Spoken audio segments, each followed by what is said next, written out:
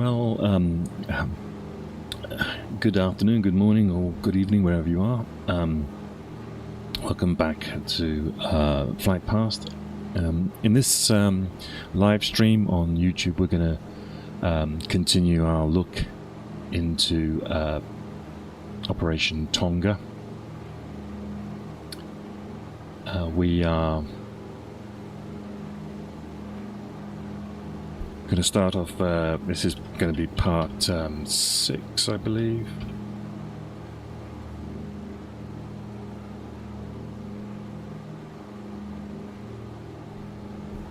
And if you can remember what we did in the last episode, so Operation Tonga, in quick summary, is the code name given to the British 6th Airborne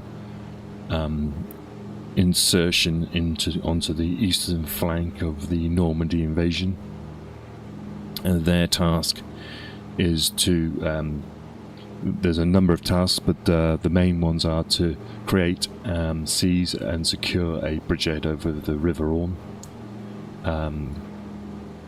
to protect the sword beach from enemy counterattacks, and hopefully in doing this then be able to secure a foothold for future offensive operations later. So in the last episode we looked at Major John Howard's glider. They took off from RAF Tarrant Rushton, came across the channel, and we followed the presumed path that they took to landing next to Pegasus Bridge. If you go back and watch that, you can see how difficult that was on the flight simulator, even though we have lights on the on the towns. But today on this episode, I'm going to look at what happened to gliders 4, 5 and 6, and their mission was to land near the bridge over the River Orne, which is about 500 yards to the east of Pegasus Bridge. And we'll start off today. We're going to look at gliders 5 and 6. So gliders 5 and 6 landed near the bridge, which is called Horsa Bridge, but glider 4 was off course, and we'll do glider 4 in part 7.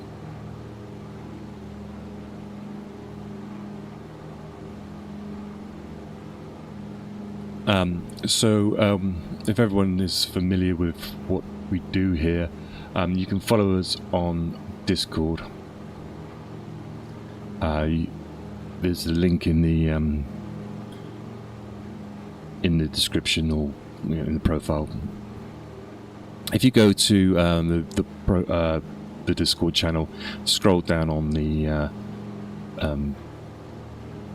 forums, you'll see a thing called D-Day, and you can click on the timeline of D-Day, and you'll see all these notes and references that's been made, and you can go to each one, and if you've got any extra information, you can just type on into the comments on those ones, and then I can, when I get to it, I'll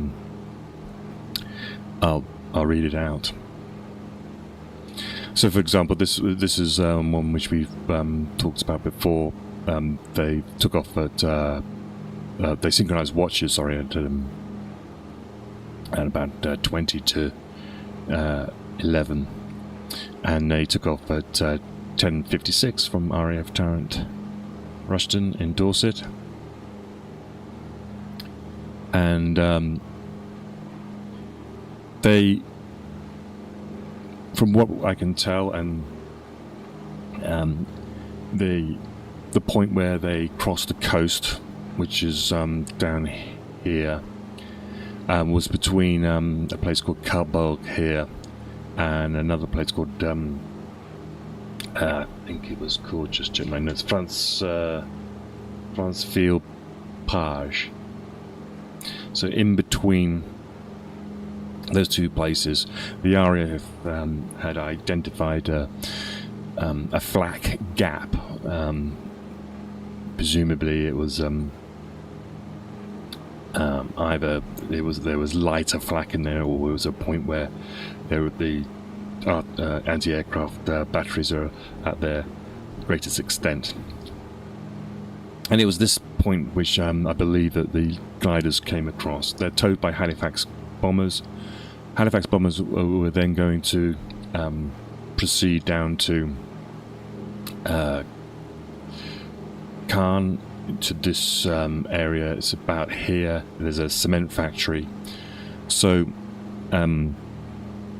a lot of the what we discussed last week was that the first gliders 1 to 3, the they're part of this bombing camp operation. They get released. They dive very quickly to get out of the height of the bombers, because that's where the flak is being fired at the height of the bombers, which we believe is somewhere in the region of 6,000 feet. They dive very quickly, and then a lot. What we find later is that the Germans on the bridge actually thought that the gliders crashing were just enemy aircraft crashing. So as you can see on this magenta line, I've put out a course, and we're approaching the coast here. We've got the Orne estuary ahead of us. And the reason why I've put this course like this, it looks a little bit unusual. I did a test stream yesterday, a reconnaissance stream yesterday on Twitch, one where we came in and then went at an angle, and we didn't have so many 90-degree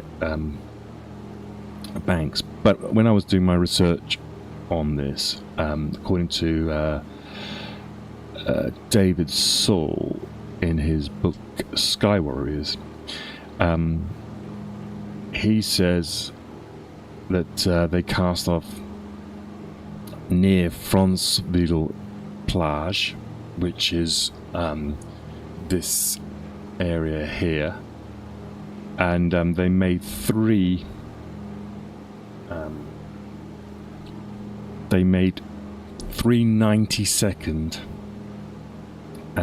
runs at certain compass bearings, and when they did that, they ended up pointing south with the bridge below them. Now, 3 90-second, I thought this might make a little bit more sense. I'm not sure exactly how they did it, but if you're approaching the coast and you can identify the Orne estuary, then maybe what you want to actually do then is you can go, okay, we now need to get to this gap. We know that gap is to the east. Maybe you fly 90 seconds along the coast, turn 90 degrees, 90 seconds across, maybe from the coastline, and then turn right again, 90 seconds, and puts you back over the top of the river. That probably may make more sense if you're trying to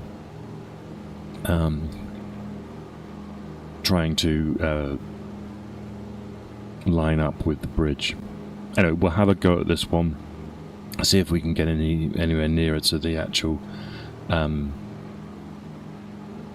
bridge. Now, let me just talk here first about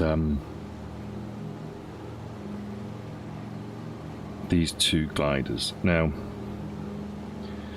glider, so we can come down to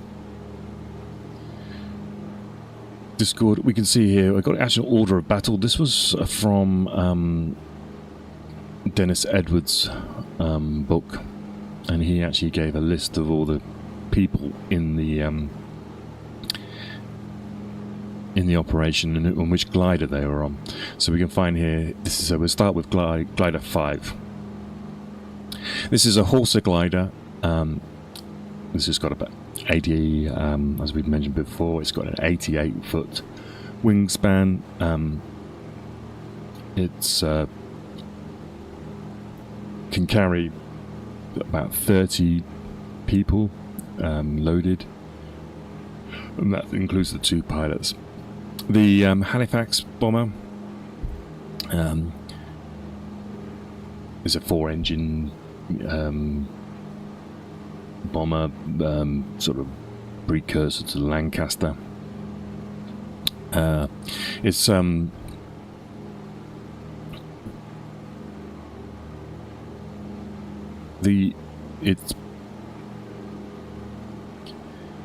piloted by Warrant Officer Bain, so he's the guy he's going to get them into the position to drop.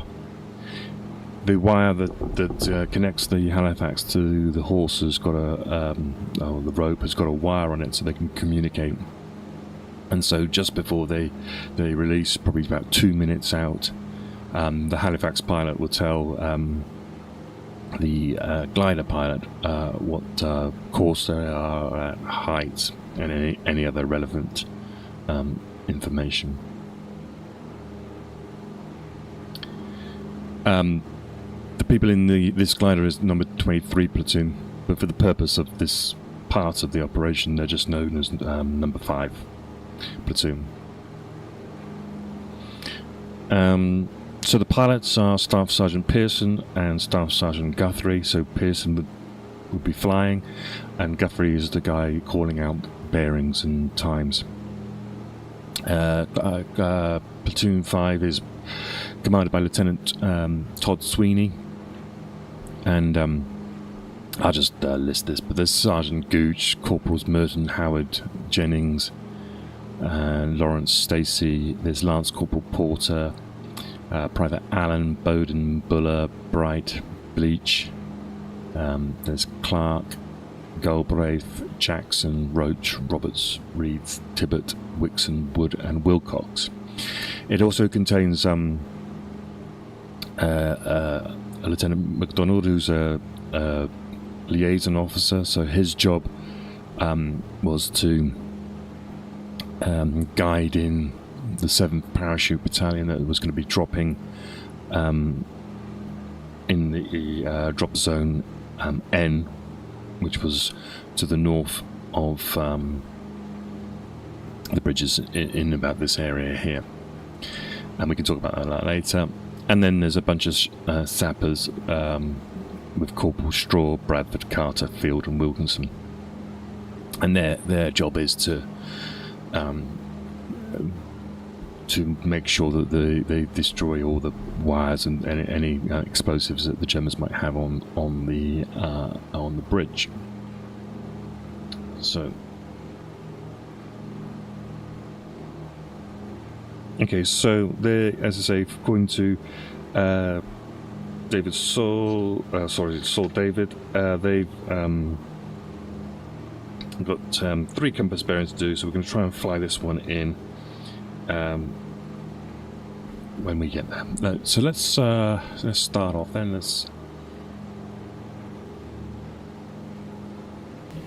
Hopefully this is all ready to go. So as you can see, we've got the Orne River in front of us. We've got a reference on our right here of the coast. So I would say it would be something like the pilots are sitting, okay, we've got the Orne here, we've got the coast to our right here, and we know that this is probably going to be the release point. So we would then give the information now to the glider that we're at the point, and we'll go. So let's try and become a glider.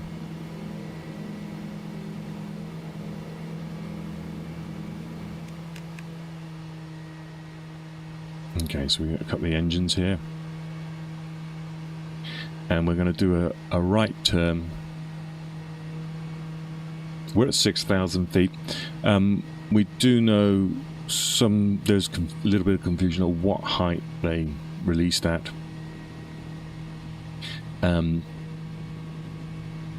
Dennis Edwards believed it was at more like 4,500 feet. I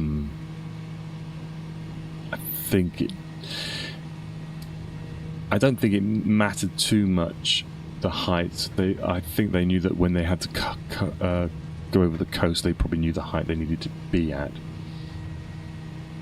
So at the moment we're just going to fly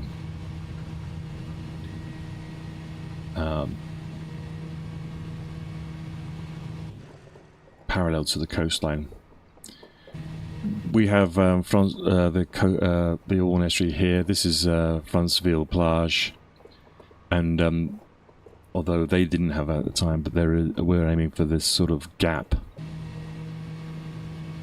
between Carlberg. You can just see it there on the wingtip. We just need to make sure we're not too slow. Okay, so that's about 90 seconds.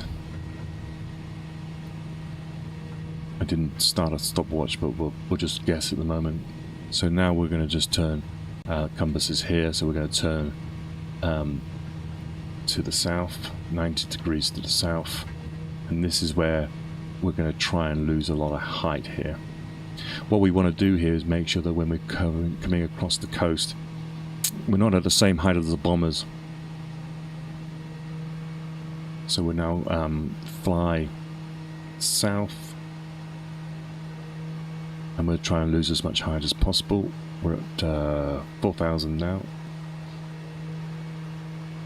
We know from the reports the clouds was broken, and I've set it up already. The base of the cloud is about 2,000. It wasn't ideal. I think they liked it to be more like 2,500 for these sort of operations. So the first thing that this glider pilot had to do is get below these clouds.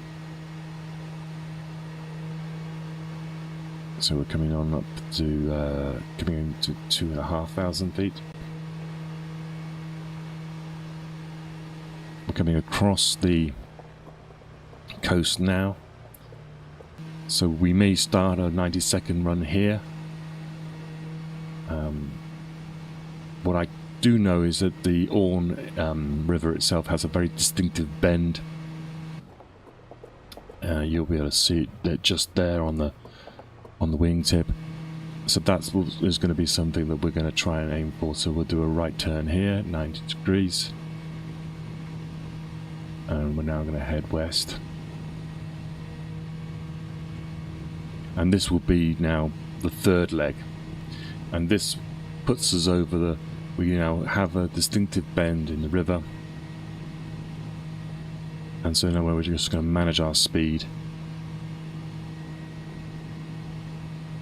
Once we get to this bend, we'll be able to turn left, and we should be, at night, it's full moon, should be able to see the river.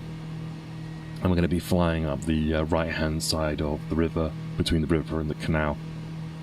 And then it's a matter of identifying where the bridge is. So we're at 2,000 feet now.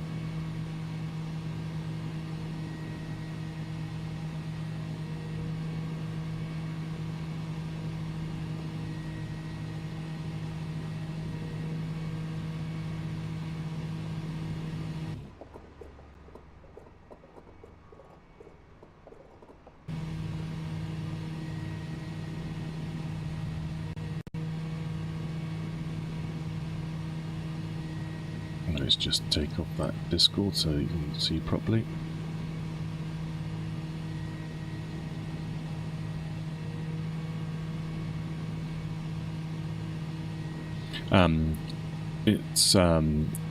We're talking timing wise, we're a little bit behind the gliders 1, 2, 3. They got down at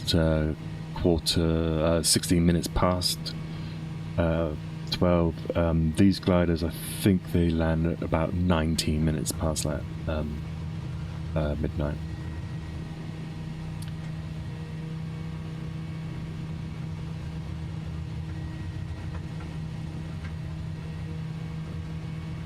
Okay, we're a little bit slow, but we're okay. So we can spot this canal. Sorry, we can stop the river. We now can just follow the river down, and we can see the river. Weirdly, the canal is on the right, even though it looks like a river, but the river is on the left here, and the first light on the right-hand side is the bridge that we're aiming for. So it's really difficult here to judge speed.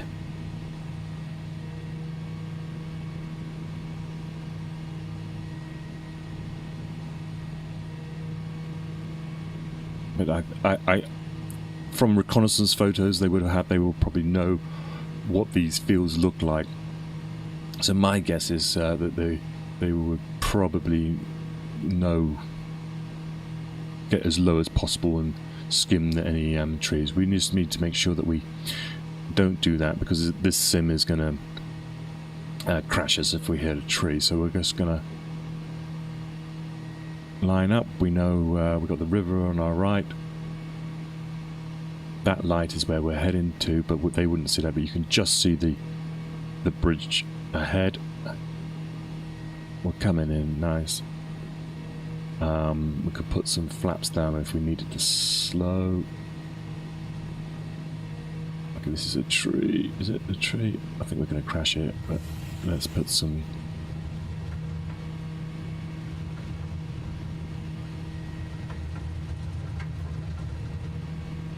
Okay, so...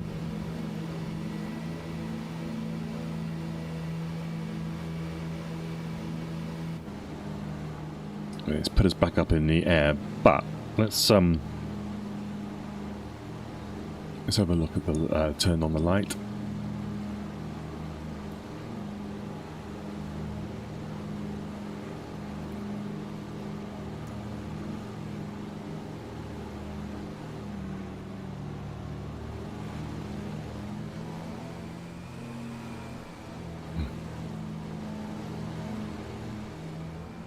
So we crashed here.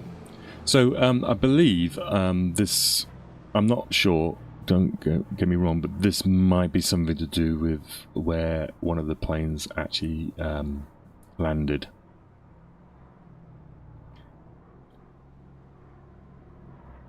So we're not too far off, but we are a little bit. So glider 5, they did fall short. They believed that they hit an air pocket as they were coming in, and that placed them a quarter of a mile short of their intended target, and it took them about 10 minutes to get to the bridge. So from when they crash, possibly here. Yeah, that looks about the right distance, doesn't it? So this circle bit here could definitely be something to do with the first glider number 5. Right, let's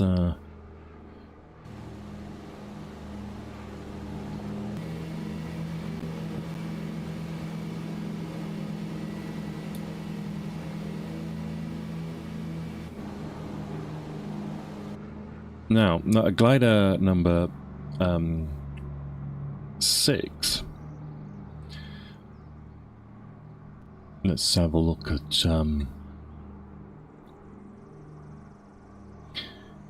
so glider number 6 was towed by Halifax, piloted by Flight Officer Archibald. And this was contained, it was platoon number 17, but for this mission it was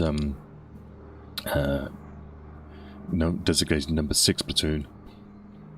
And the glider was piloted by Sergeant Howard, and his co-pilot was Staff Sergeant Buck. and this was Lieutenant Dennis Fox's platoon. So in it was also Sergeant Thornton, Corporal Lally Burns Reynolds, Lance Corporal Loveday, Private Collett, Hubbard, Clare, Peverill, Pope, Whitehouse, Whitbread, Lawton, Rudge, O'Shaughnessy, Annette, Summersby, Woods, Wyatt, Ward, and Storr, and they had aboard the medic, Lance Corporal Lawson, and they had sappers from the 249th Field Company with Lieutenant Bentz, with Sapper Burns, C.W. Larkin, C.H. Larkin, and Maxted. Now they, when they came in, they did the same thing as what we just saw there, but they when they went into the dive part of their flight, Howard, the glider pilot, had serious difficulties in trying to bring the nose back up, to which point he had to shout to Fox to get two of his men to move to the back of the glider. So he was having real problems with trim. It's amazing, really, that when you think about it, that all the preparation they go in, you would have thought weight distribution would have been important. But it, and when you're being towed, the trim of the glider isn't necessarily, you're not aware of it until you lose your tow. Anyway, so he does the same thing as we just said, or we just did, and comes down. But because he's now, when he pulls out of his dive, he's too low, so he has to flatten his descent, so he doesn't use flaps like we did, which means he comes in fast, and but when he does touch down, he's down. He's only according to Saul Davis' book again. He's only 6 yards from his intended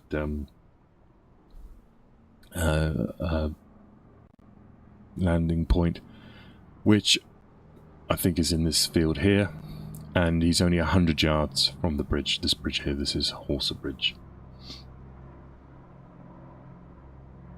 and they Dennis Fox's guys are out.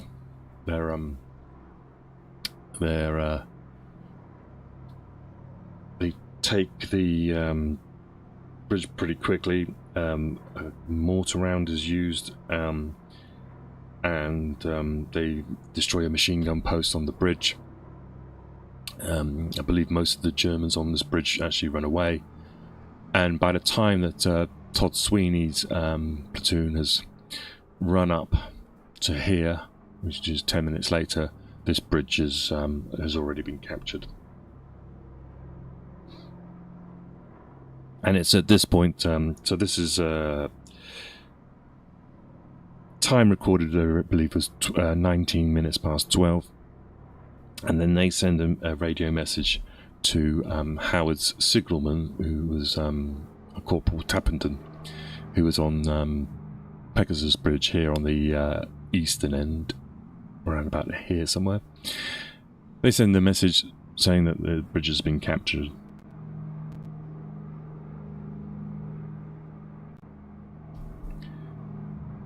We didn't do it at the time, but we can do it now. Howard's glider landed here, and but he was slightly knocked out, but he was okay.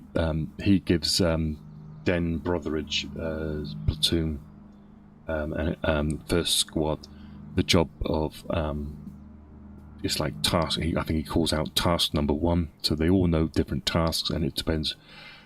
Howard would receive the squad, tell them the task. So Dan Brotheridge is got his squad together first, and he's told task number 1, which was to get to the western side of the Pegasus Bridge. So they run up this little embankment here. They're throwing phosphorus grenades and run across the bridge here. German spots them, fires a very light, like a flare, and Den Brotheridge takes him out.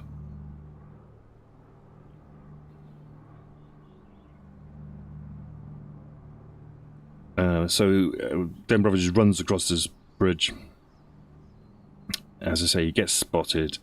He's charged across with Bill Gray and Dennis Edwards, and machine gun fire opens up.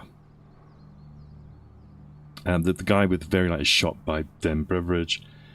A machine gun fire opens up on them from the west side, and they reply, and the Germans on this side run away up this road here. And in this exchange, Lieutenant Den Brotheridge is shot, and he's shot in the neck.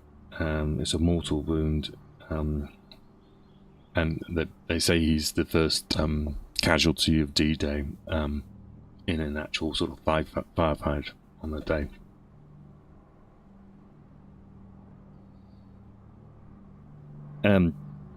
Corporal Bailey and Wally Parr and Charlie Gardner are tasked with the pillbox, which was on the eastern side in this area, and they Brotheridge had already thrown a grenade towards it, but they got up and they chucked in a number of grenades into the pillbox and dispatched a Bren gun into it. Then Gray, Parkwood, and others are given the task of clearing out the slit trenches on the western side, and the bridge is captured. And it's only at this point that they realise that Den Brotheridge has been shot, and they move him to just beneath a window on this this building here, which is the this is a cafe called the Gondrade Cafe. He's hit in the throat. I think one of his phosphorus grenades might have also popped off as well. A minute later, number 2 glider and a minute after that, a number 3 glider arrive. There's a little bit of confusion about what happens here, because I think number 3, according to Howard, he mentions in later years they would get in together in reunions, and they worked out that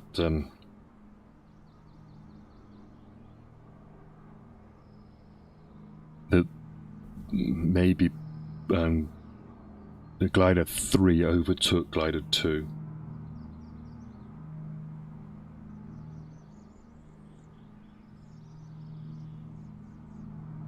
Let's just see if I can find the quote.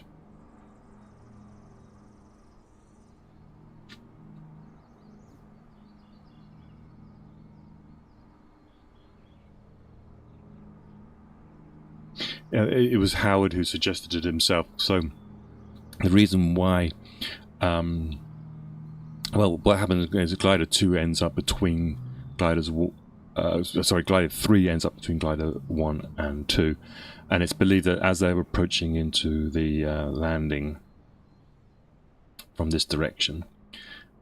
Glider 2 had to do an evasive action as Glider 3 came past them. They end up crashed and into this pond on in the middle here.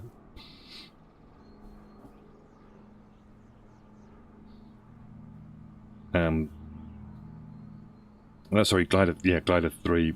They say it's Glider 3. It might be Glider 2. I can't remember. Anyway, the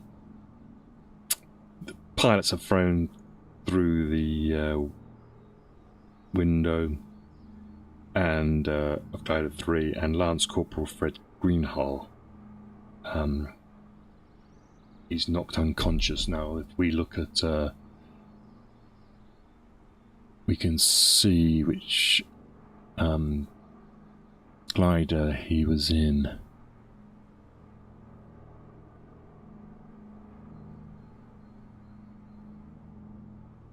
So we are, this is number 1. This is number 2. Yeah, so Lance Corporal Green is this guy here. So he's in glider number 3, and that ends partially submerged inside this lake, this pond.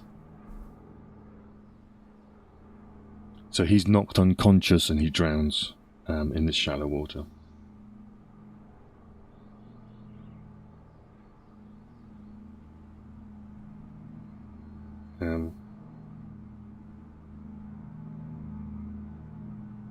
Okay, so when Sandy Smith's platoon arrive, Howard sends them over the bridge to the right,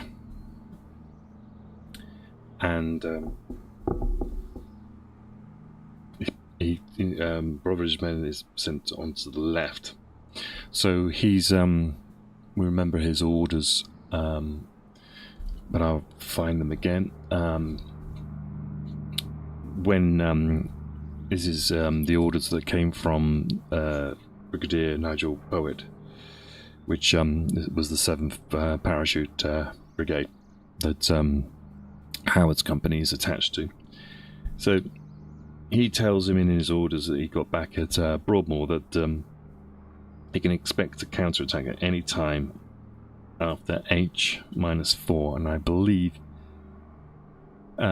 H hour on D-Day was, I think it was 6:30, maybe 7:30. I'll have to check. I can't remember. So they're talking possibly 2:30, 3:30 in the morning, and that they can expect the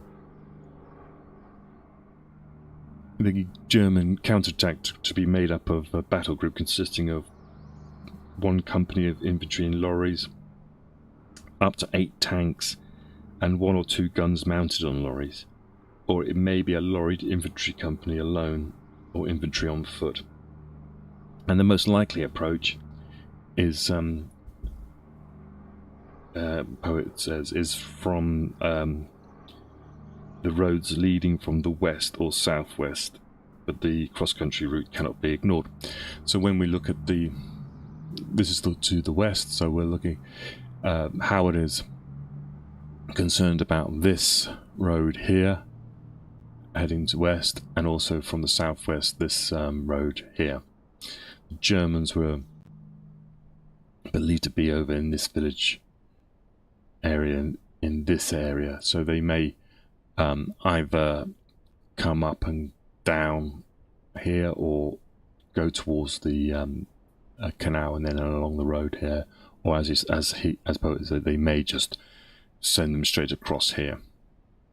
This is Benouville. It's obviously bigger than it was back in the day, and there's also this village here is Laporte.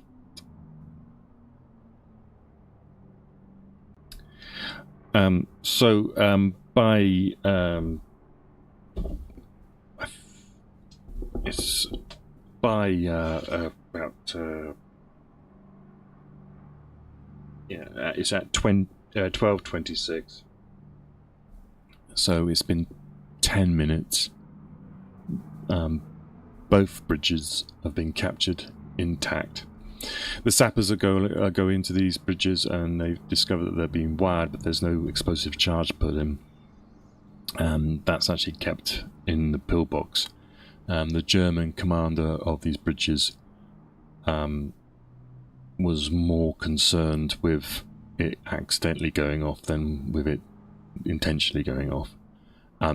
He believed that it would be, if a parachute drop did occur, then they would have ample time to get the bridges demolished. But that's why the coup de main was so important. So 1.5 hours then since they took off from England, the first part of their mission is complete. And this is when Howard tells Tappenden to send the signal to Nigel Poet's men, ham and jam, which meant that both bridges were captured and intact. This is obviously the best result that they can expect. These two bridges are what they were deemed were, if you couldn't, both the Germans and the Allies deemed these bridges, they wanted them, but if they couldn't have them, they had to deny them to the enemy. And so capturing them intact meant that the link up then with the parachute, Richard Gale's 6th Airborne, would be easier. Whilst we're here, just a quick skim over this area. What we actually have then, this was the glider operation here on these bridges.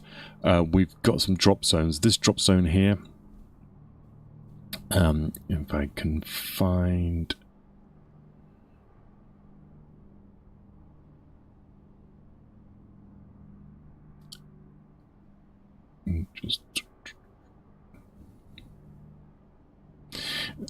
James Holland's book has got an excellent series of maps, and it shows these quite well.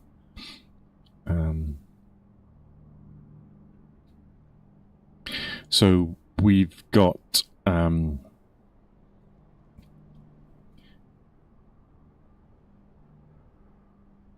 this is this area here is under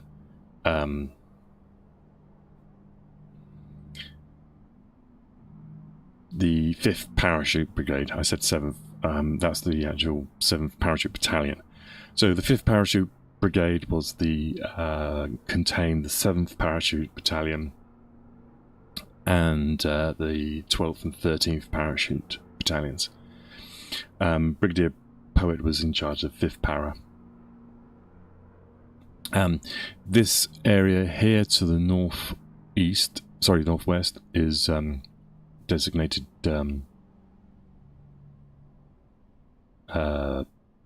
drop zone W, and this is where the 7th Parachute Battalion was targeted to come in.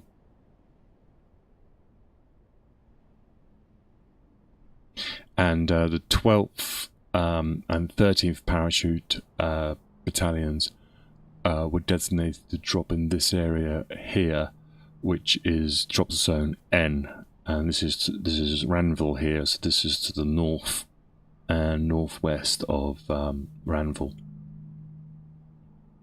So,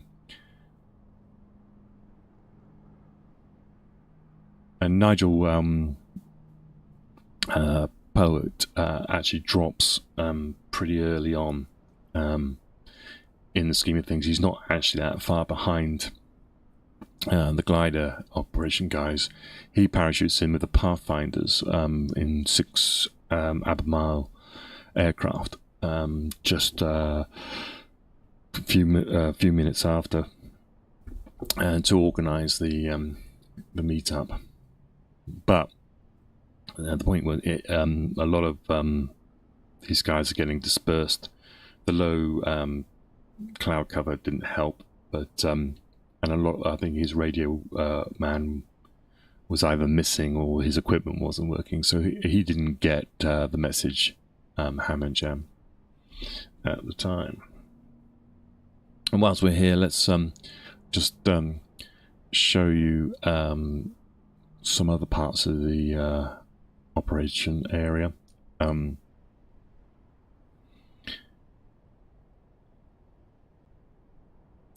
Yeah, this area, by the way, drop zone N. These guys were parachuting in contained quite a lot of sappers. Their job was to clear these fields from in preparation for glider reinforcements that were expected at about 4:45, 03:45. So that's Nigel Poet's brigade. So he's split his battalions on both sides of the river, with Howard's lot in the middle. So trying to secure that important area. The other part of the 6th Airborne Division was the 3rd Paratroop Brigade under Brigadier James Hill, and his area was actually quite spread out. So over this way, this village here is Varaville, and there was this area where I'm looking. It fills the screen at the moment is drop zone V for Victor. This was where the 1st Canadian and the 9th Parachute Battalion dropped, and the 1st Canadian mission was to go down these roads here to the river Dives, sorry, probably French, and destroy the bridges on the river Dives, which one of them I think is here, and there's 5 going down, but the Canadians were tasked with the ones at the upper reaches of the river. Come back to the drop zone, and 9th Parachute Battalion, they're tasked with the let's say neutralization of the Merville Battery, and we'll do a in-depth discussion on this, but this group of buildings here is the Merville Battery. So they dropped here, made their way and to take out this, because this battery here, it was believed, contained 150mm guns that they could target Sword Beach, which is this beach up here in the distance. So they had to neutralize this this battery by a certain time in the morning, otherwise the ships out at the channel would just target it again. So this also gets a lot of bombing raids during the morning of the 6th. Okay, so that's and the other drop zone was to the south of Escoville. Now, this is a little bit harder to spot, but it's easier if you can look at it's basically tasked that trying to destroy the bridges on the river Dives, and it's I believe it's this area here. This is also, and their task is to take out the bridges which are on the lower end of the River Deves, all the way down to Troan, which is over, I believe, over here somewhere.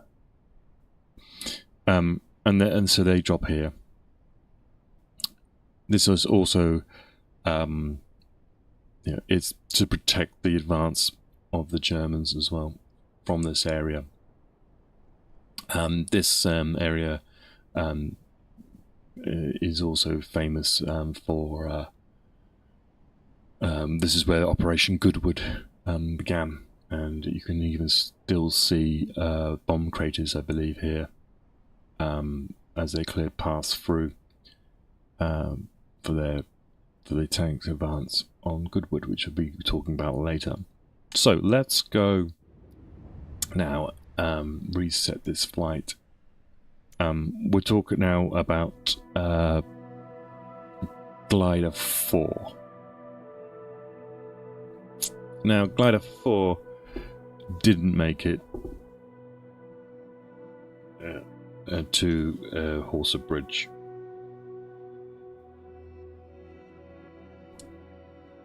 I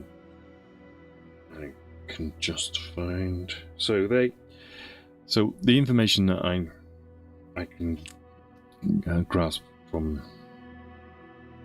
what I've seen is that the Halifax pilots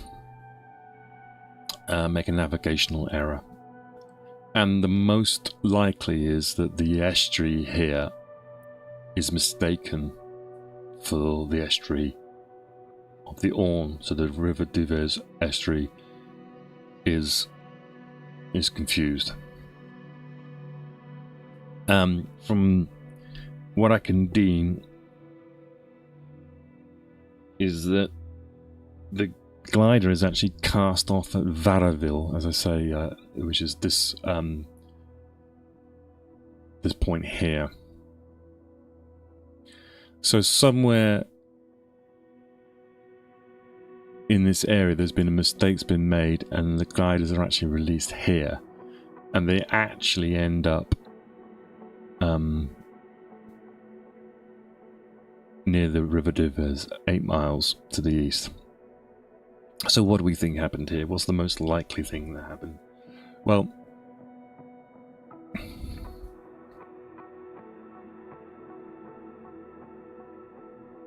there's some sort of navigational...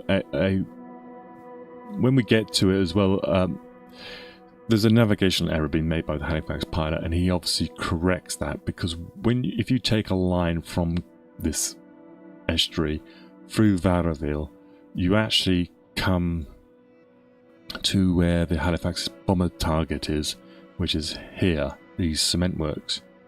So what I believe happens is they realise they've made an error, and then the Halifax pilot changes back onto course at some point, and I'm not sure, I haven't seen a record of it, but if anyone does know, they decide that it's not going to be possible for them to get to their mission, so some decision is very quickly made that the gliders are released, and then they go to the bridge here. So it makes you think that Captain Brian Preday, second in command of D Company, has made the decision that if we can't get to the Orne bridges, then let's do as much damage as we possibly can, and he must be aware then of other people's missions, which was to destroy the bridges on the Deves. So he probably goes, right, well, we're off course, let's get out here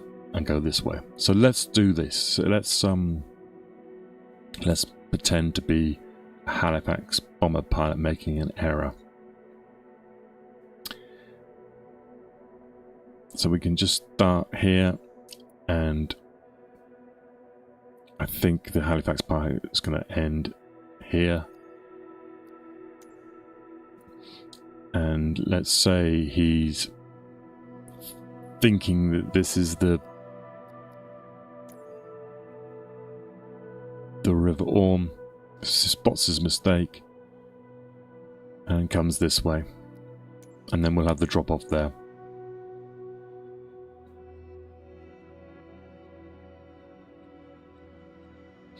Okay, let's have a look. Let's see what we can do here then.